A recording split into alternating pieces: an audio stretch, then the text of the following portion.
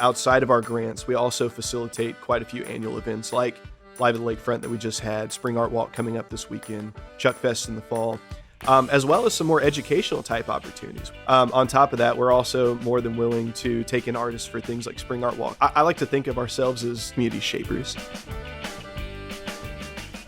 Thanks for joining us on Louisiana's Playground Podcast, your roadmap to all things Lake Charles, Louisiana. I'm Brady Raynard. And I'm Jillian Porter. We're excited to bring you the authentic stories and experiences of Southwest Louisiana with all the tools you need to build your own personal Lake Charles itinerary. Looking at episode number 42, speaking to Cameron Fultz of the Arts and Humanities Council of Southwest Louisiana to see how many things that they really have their hands on in terms of enriching the culture through arts and music and everything else that they do. A very fun and interesting conversation. But before we get to that, you know the drill. It's time for On V Eats.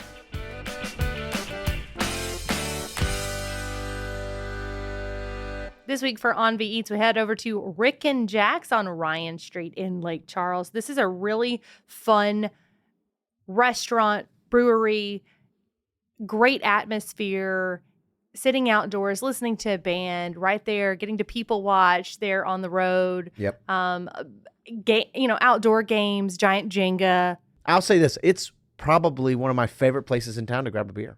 Like, it is such a cool atmosphere for that, and I think that's where they shine the most, and we'll talk about what they do on the culinary side, which is really good too, but I love grabbing a beer there. Truly one of my favorite places in town to do so. Opening in 2016, a long history in Lake Charles, and this is actually the second iteration of Rikenjaks.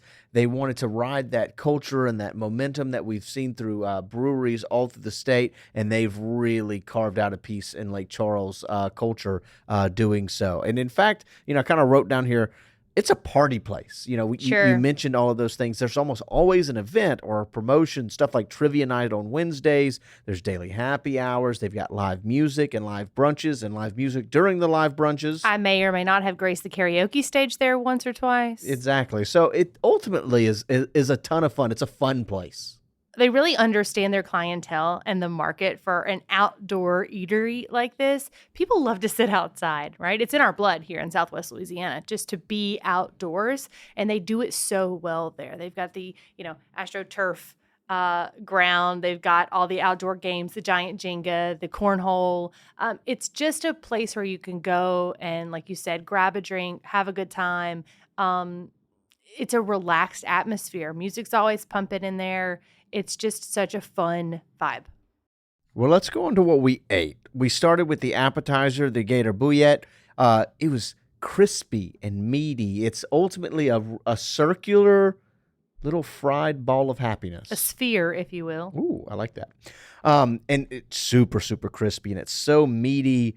I put down here, it's like a crispy boudin. But then I heard the even better comparison. It's a hush puppy and a boudin ball as if they had a baby. And it absolutely is that.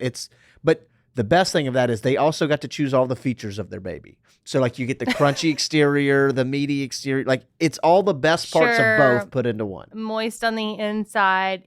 Of course it's alligator, right? But it's not. Which, if you're not familiar, is like a combo of fish and chicken. Yeah, people say it tastes kind of like it's somewhere chicken. in between the flavor profile, which means it's amazing. Alligator does not have that fishy taste, if you will. It doesn't immediately scream seafood, but it's got like a hint of that. Yep. There. It's very good. Very good. Yeah, very crispy. A great dipping sauce with it too. A little hot for me, the Jezebel sauce. A little spicy there, but I always order ranch everywhere I go. We know this by now. And it's delicious in that too. And I think it might have had a little bit of habanero in it. So it really had some kick to it. The Jezebel sauce, very, very good. It's very sweet, but that spice comes in and kind of balances it out. Really, really great start to the meal. For the entree, got Dixie tacos, the chicken version. You can get them in fajita beef, chicken, or pulled pork. I always get the chicken, and I got it fried because that's my style. Because why would you not? Because why would you not get fried chicken on a taco? And that's exactly what it is. Essentially a chicken strip on a soft flour tortilla. It's got jalapenos and fresh pico, very fresh pico on top. And their beer cheese, you're kind of burying the lead here. Yeah, and their cheese is absolutely delicious. So pour that all on top. I got it with a side of black beans just to kind of round out that meal. Also topped with that really fresh pico on it too, which goes such a long way for me. This is one of those meals that is a lot. It comes with 2 tacos and your side, but it's not heavy. It doesn't feel like you're having to roll out of there whenever you're leaving. Like you don't feel weighed down by this meal, but you're filled also. Very good. Of course, like I said, I always get ranch. They have really good homemade ranch there, and I poured that all over my tacos too. So if you're a rancher, yeah, like I think I'm gonna start like a Jill's top 10 best ranch places in town, and the it's ranch just rankings. Ooh, the ranch rankings. I'm gonna do the ranch rankings, and it's gonna be the best places to get your ranch in town. I'm not going to support that endeavor. I'm doing it. It's going to go. Look out, y'all. Visit lakecharles.org/podcast/ranch. I had one of their culinary creations. It's kind of unique what they do. They call it the chicken mamu. It's grilled chicken, cheese, bacon, and then a sweet chili sauce on top. And it kind of pairs together really interesting. The sauce is that kind of an Asian-inspired sweet chili sauce, and that grilled chicken is nice and salty. The cheese is obviously cheesy. That's breaking. Make sure to write that down. The bacon salty as well. And so all of it adds something to each other. And it's on a bed of mashed potatoes. So it's always great. I got the mac and cheese there on the side as well. Super cheesy. There's a hint of pepper flavor all the way throughout. And so all of it works together in a very harmonious dance. And it's very good. In addition to good food, good drink, good atmosphere, it's also got a great location. It's right on Ryan Street, just south of 210. It's near McNeese State University. So if you're coming to visit, if maybe you're catching a ball game of some sort, it's a great place to stop by. Just seconds away from the McNeese campus. That's right. It is really convenient there. And it's not far from Burton Coliseum as well. So if you're in town for anything McNeese related or sports related, it's going to be a great stop on your itinerary for sure. So if you're headed to Southwest Louisiana, please put Rikenjaks on your list. From a great meal to a great guest, we welcome on Cameron Fultz, the Executive Director of the Arts and Humanities Council of Southwest Louisiana. He's been with the Arts Council for 2 years, and during that time, he's aided in the growth of events like Live at the Lakefront, Spring Art Walk, and Chuck Fest, some of our favorites. Speaking of Chuck Fest, he actually orchestrated the return of the iconic Southwest Louisiana Music Festival, so a big thank you for that, and a welcome to the show, Cameron. Yeah, thank you for having me. I appreciate it. So Southwest Louisiana is known for big city amenities and small town charm, which makes for a variety of experiences that anyone can add to their itinerary, from outdoor adventures to national and regional entertainment. We've had a sold-out concert last week. Yeah. We've got it all here in the lake area. So before we get started, we want our listeners to better know you and see how you play in Louisiana's playground. So are you ready for some rapid-fire questions? Yeah, let's do it. Okay, number 1, crawfish or gumbo? Gumbo. Ooh, easy, immediate answer. It's got all the food pyramids in it, especially homemade gumbo. Okay. I love crawfish, don't get me wrong. But, Thursday night, I'm taking a gumbo over crawfish. Now, What kind of gumbo is your favorite? Probably my mom's. Darker the better. So chicken sausage. Chicken sausage. Yeah. Same. You guys drop an egg in There it? is that I love that egg. home country feel to a good chicken sausage. And final question regarding this. We do this with every guest. Do you believe there's a gumbo season? Brady, any season's gumbo season, okay? It's always gumbo season. Now, if I may, it definitely has a background and a taste. It tastes better in the winter or in the cold It does. times. It tastes better when it's cold outside. But I'm probably going to make a gumbo next week just because you said something about it, Interesting. If it just didn't take so long, if I have one knock on gumbo, it's how long it takes. So, all right. It's a labor of love. Okay, next question. Poolside or beachside? Beachside. I like the breeze and the animals and the fish, and it's great. Okay, sand between your toes. Yes. Etc. All right, last one. Concert or comedy show? Concert, for sure. Okay, who are you listening to? Well, I guess anyone that plays at our events, like Chuck Fest. Mm-hmm. No, I'm kidding. No, recently I've been... Shameless plug here. Yeah, oh, no doubt, no doubt. Recently I've been really into Lawrence. They're a funk jazz band out of New York.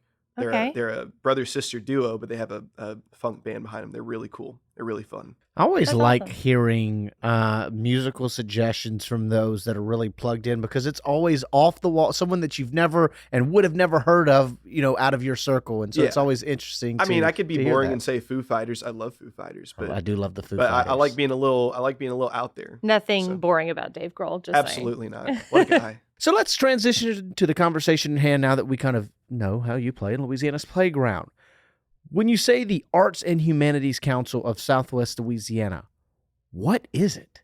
Yeah, so on the very basic surface, and we'll get deeper into it later, the Arts and Humanities Council is a 501c3 nonprofit, and our primary goal is to support arts and culture programs and initiatives in Southwest Louisiana, so in our 5-parish area.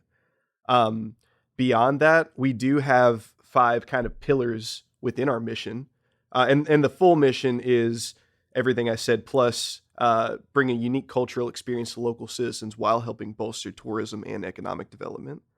But those 5 pillars, we support arts and culture initiatives and programs you enjoy directly through our robust grant program. Since 2005, we've allocated nearly $2 million to Southwest Louisiana communities. And just last year alone, we allocated $183,000 through our Lake Charles Partnership Grant, Wow. Louisiana Project Grant, Tourism Marketing Initiative Grant offered by Visit Lake Charles, and the Calcasieu Parish Police Jury. So what kind of, these grants, what are they helping fund? What kind of services, what kind of programs? Yeah, so they can provide direct operational support for staff, turning the lights on at the end of the day.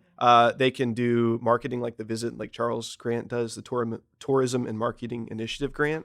So that one, you might see a billboard from the Lake Charles Symphony or Axe Theater. That's paid for directly by that grant.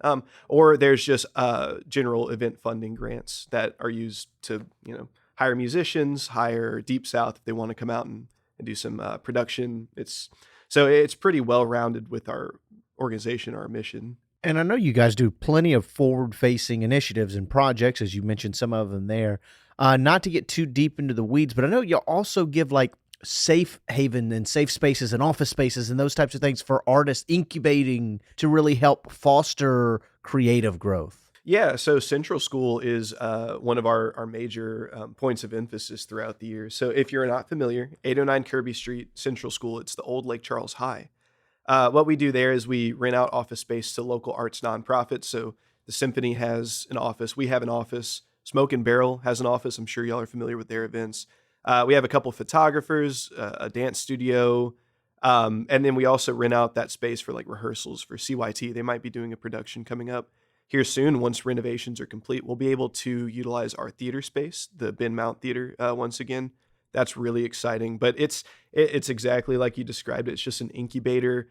Half of the tenants probably come throughout the day, like the office types, and the other half are at night teaching classes. So it's just a fun place to be. It's a nice safe haven, like you described, yeah.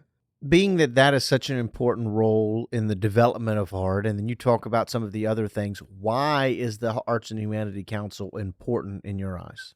Oh man, that is such a loaded question. So outside of running Central School, outside of our grants, we also facilitate quite a few annual events like Live at the Lakefront that we just had, Spring Art Walk coming up this weekend, Chuck Fest in the fall.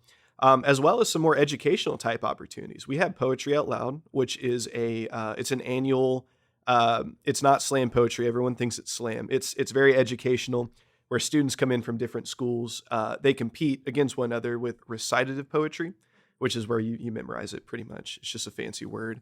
But they come in and compete. We send the winners on to the state competition. Those winners go on to the national competition. There's prizes involved, things like that. We also, through our partnerships with banners, with the city, with Visit Lake Charles, CPPJ, we're able to help facilitate sort of a clearinghouse of resources, if you will, for artists and arts organizations. So let's say somebody comes up to us and, hey, we have this idea for a fundraiser. What's worked in the past? Okay, we can share ideas. On top of that, we're also more than willing to take in artists for things like Spring Art Walk. I think we have 92 art vendors this year, which is the biggest since I've joined and probably the biggest we've had since we started the Spring Art Walk.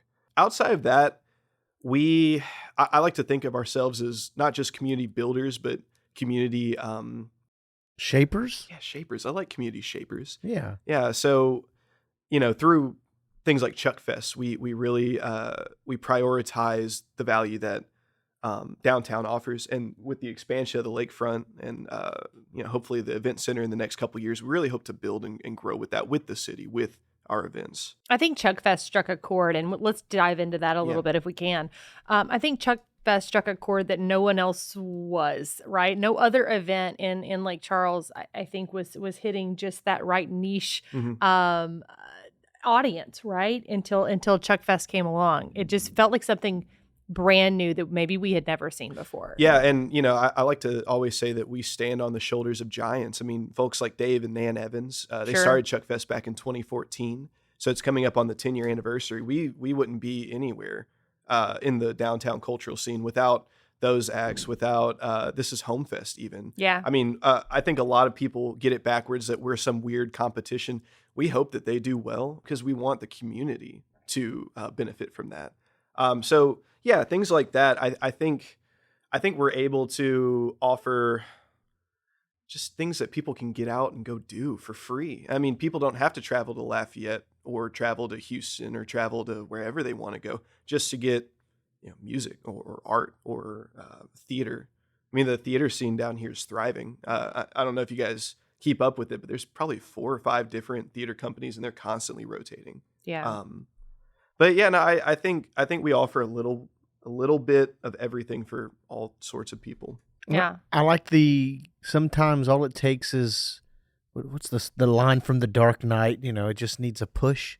All of a sudden Chuck Fest is created, and then boom, music festival.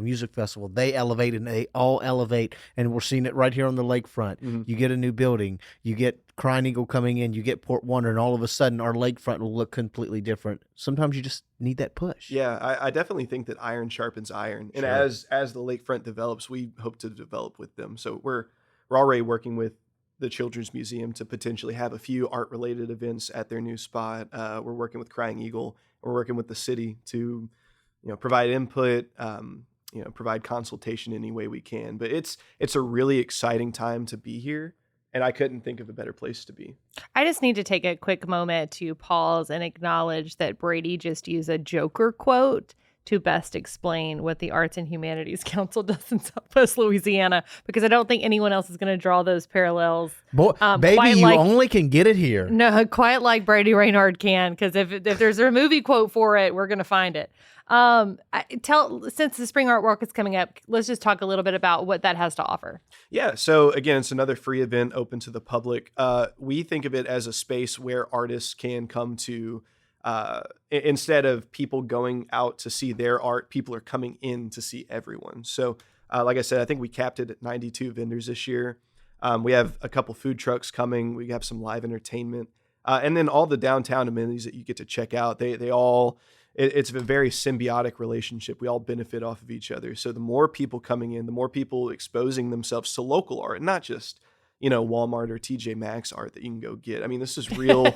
This is real art that people are making in their homes and their studios that I think maybe some people lack an appreciation for. Sure. Which is definitely something I want to change. Something I'm really interested. And I'll give a very brief anecdote.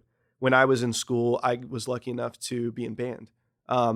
If I didn't get a chance to, when I was in 5th grade, come in and play around on the keys or play a little trombone, I don't think I would have joined it, but the chance that I got, I was like, man, I was hooked. I wanted to be in band. I got hands-on. So I think a lot of people, whether it's visual art, performance art, music, I think they just don't get their hands on the tools that they need. So you see art that's labeled, it might be $70 for a 12 by 12 picture.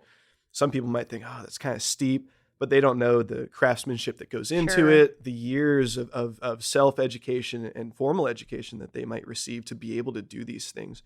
So something I'm really interested in is doing, I don't know what to call it other than adult learning opportunities, where maybe it's like painting with a twist, but like a sip and learn, where we bring in a bunch of moms on a Thursday night, and they I'm in. we kind of mask it as like, oh, you're having fun, but they're really learning like, Yeah. okay, this is what it means to make a stroke on paint or make your own paper. A lot of people don't get that, and I think an appreciation for the arts will build the arts. Yeah, I think the first time I got to go to Spring Art Walk, we've been in this area for almost a decade now. But the first time I got to go to Spring Art Walk, I actually got to watch people paint there. They were, live demonstration of them painting. And I think that grew my appreciation so much more. And those particular artists that I found there and got to talk to, I still am connected with to this day. I bought their artwork. I continue to buy their work. And there is something to that just you create this connection. Like you said, you couldn't put down your instrument. You kind of build that. And I think that's something that's really unique to the Arts and Humanities Council of what you're doing. You're creating these connections for people to music, to the arts, to theater. It's really cool. Yeah, and I think to even kind of further that point, I think there's a lot of disconnect between artists and the people they're selling their art to. I mean, obviously we know of Candace Alexander, Denisha Davis, Morgan Elaine. We love them. Sure. But a lot of people, they might see a vendor on the street and not quite they might not be able to relate to them on a personal level because they might not be the most educated in advertising for themselves, or they might not even have social media that they could post their work on.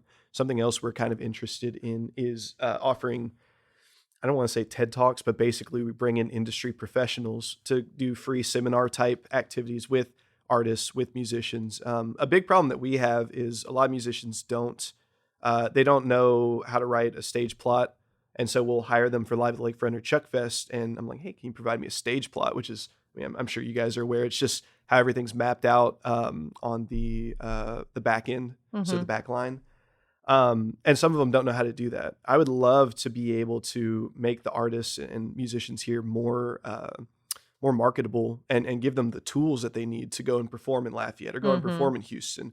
And then also come back here once they're big and famous. So, of course. But yeah, no, I think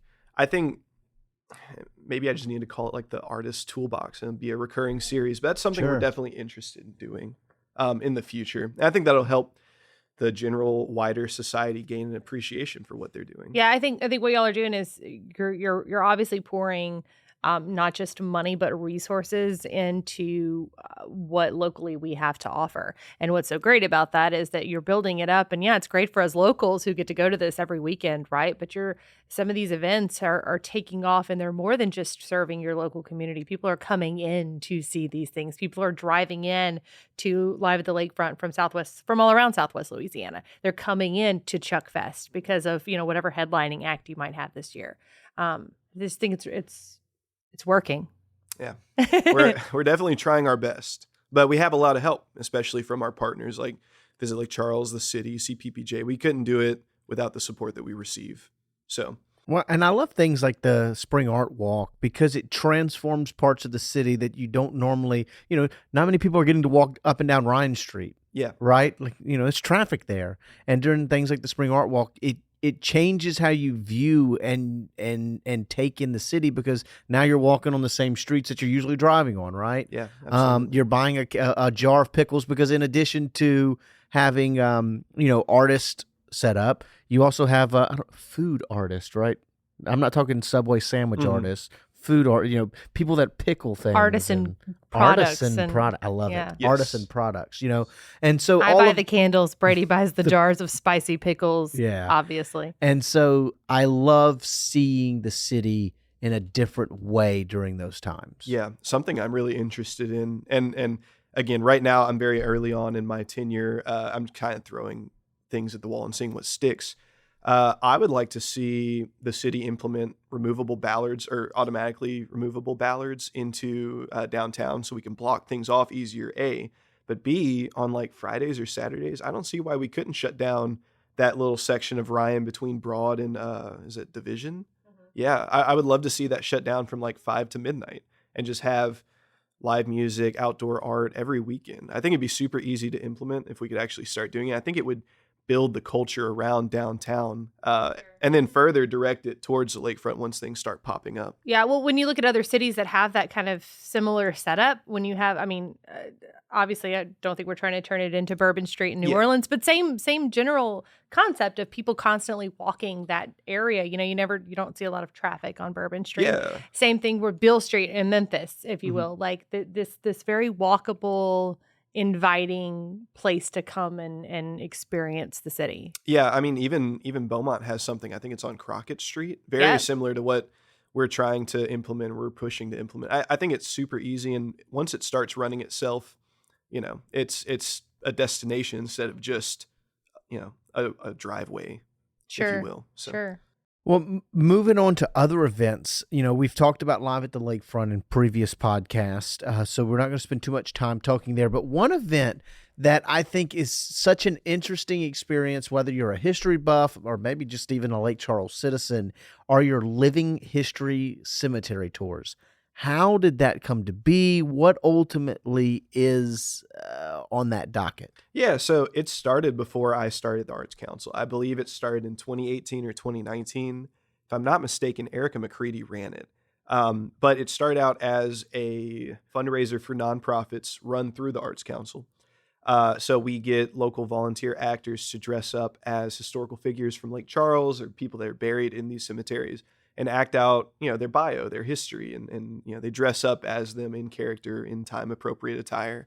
And it's just a good time. I think eventually it kind of settled with the Arts Council as one of our fundraisers. It's our only ticketed event currently, and the tickets are super affordable. I think they might be $5 a person, $10 a person. I can't quite remember. It's not scary. It's on All Saints Day every year, so it's after Halloween. It's totally educational, family friendly. It's a lot of fun. It's self-guided. So you drive yourself around to the 4 cemeteries and show up. You have your brochure with you that you could read through. But yeah, it's a good time. I mean, it's just fun. And you get to see the mayor in a wig pretty often too, so that's interesting. I've never seen the mayor in a wig. You've not seen the mayor in a wig? No, that must have been before my time. I'll send you a picture. It's pretty good. It's pretty good stuff. No, I love that, and I love that people get involved with it. And and like you said, learning our history is really interesting. We've got so much of it, rich history and culture here in Southwest Louisiana, so it's good to be able to tap into that. Yeah. And even some infamous history, as we've talked about in earlier episodes of the podcast, the Tony Jo Henry, there's someone that dresses up like her, and that's an infamous part of Lake Charles history, but something that is interesting that has happened on these grounds. Oh, definitely. Yeah, no, it's a lot of fun. It just, and it's so cool because it almost writes itself, all the scripts. And once you get started researching, it's a piece of cake. The actors that we bring in do an excellent job. They're all volunteer. Some of them might be board members, but most of them are generally from Axe Theater, from Lake Charles Little Theater. And they're just as interested in preserving history as they are going out there and acting. It's what they do. So, what kind of upcoming projects do you guys have going on that you're particularly excited about right now? Well, outside of the usual, so we have Chuck Fest and Gallery Promenade coming up. That's going to be the next up. We don't have anything that we're ready to release right now. It's not public knowledge, but I can say there is some. This is a safe space. It's a safe space. In front of this microphone. Yeah, I mean, I could tell you my big dreams and all that, but no, it's there are things in the works right now. Right now, once I took over, there needed to be a lot of reform with the way that we budgeted, with the way that we fundraise. So I'm fixing a lot of the foundation so that in the next couple of years we can build up a little more. But right now we are full fundraiser mode, and then trying to get through the spring events. And then the summer is a big planning time for us. Well, look, something kind of looking towards the future. Last episode of our podcast, episode 41, we talked about Southern Living featuring Lake Charles in their publication, about Lake Charles being on the rise, one of the top Southern cities on the rise. So we talked a lot about the infrastructure and the things that are coming in that regard. But when you look at arts and the Art Council's role in that, where do you see it in terms of fostering, artistic development, and then that attracting maybe new residents and attracting those that want to visit, and even a little bit of the internal pride? Yeah, so USA Today released a really cool poll back in, I think, 2021 or 2022. I think it was USA Today, where they ranked the top 50 most booming, most fun, most exciting places to live And then they also rank the top 50 most beautiful in terms of architecture, in terms of street art, in terms of public places to walk around, like lakefronts, if you will. And they all matched up pretty close. I mean, it was within, I want to say there might have been 10 to 12 cities that were on one list and weren't on the other, or vice versa. So I think art and visual art, and even landscaping, you can consider landscaping an art. You can consider architecture an art. It all kind of goes into effect. Now, I think that art's definitely a smaller piece of the pie when it comes to where people decide where they want to live, but it's there for a reason. I mean, you look at Austin, you look at Houston, some super vibrant art scene, San Antonio. They're some of the biggest, fastest growing places to live right now. And I think that once you get infrastructure, once you get tax incentives and building incentives out the way, I think there's not a whole lot of room for anything but how fun is it to live here? What do my kids get to grow up doing? And do they want to stay here? And I think that art plays a pretty major role, to say the least. So how can listeners learn more about the Arts and Humanities Council of Southwest Louisiana or get involved? Yeah, so we have a pretty thriving newsletter. It goes out once a week. It's called the Heartbeat Weekly. It's got all sorts of events coming up, programs coming up, art exhibit openings, museum information, ticket information. On top of that, we also post on social media probably 3 or 4 times a week, upcoming events that we have going on and maybe things that we grant out sometimes. But yeah, just other than that, you can visit our website, www.artscouncilswla.com, or just come by and see us. Come check out Central School. We're happy to give you a quick little tour if you'd like, if you're interested. Shoot me an email, super easy to find.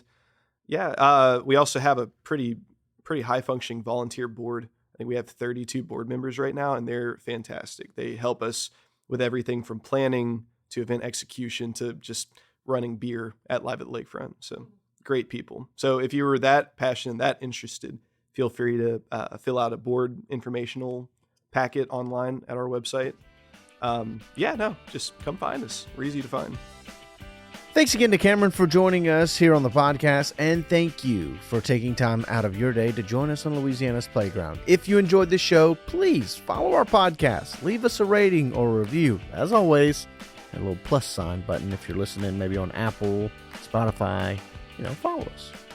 So by leaving us a rating or review, that always helps us grow our audience and further share the unique experiences that Lake Charles and Southwest Louisiana has to offer. So go to visitlakecharles.org/podcast for more episodes, advice on where to eat, and events happening this weekend. I'm Jillian Corder.